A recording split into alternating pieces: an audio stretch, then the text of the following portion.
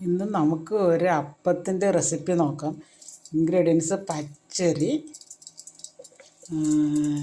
ചോറ്,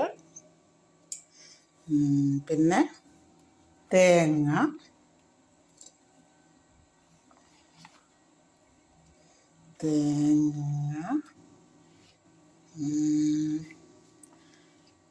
ഉപ്പ്,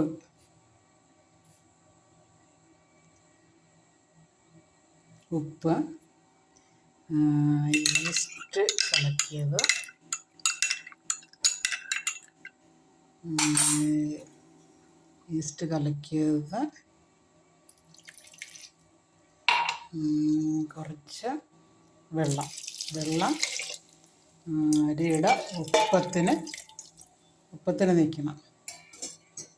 ഉപ്പെന്ന് പറഞ്ഞാൽ അരിയുടെ ഇങ്ങനെ മീതെ വെള്ളം നിൽക്കണം.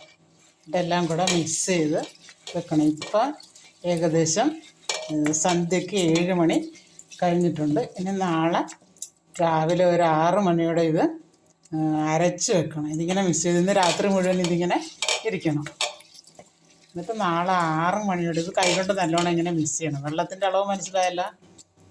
ഇനി ഇതിങ്ങനെ വെച്ചിട്ട് നാളെ രാവിലെ 6 മണിയോടെ അരച്ച് വെച്ചിട്ട് 1 മണിക്കൂർ കഴിയുമ്പോഴേക്കും നമുക്ക് അപ്പം ചൂടാം. നല്ല സോഫ്റ്റ് അപ്പം കിട്ടും.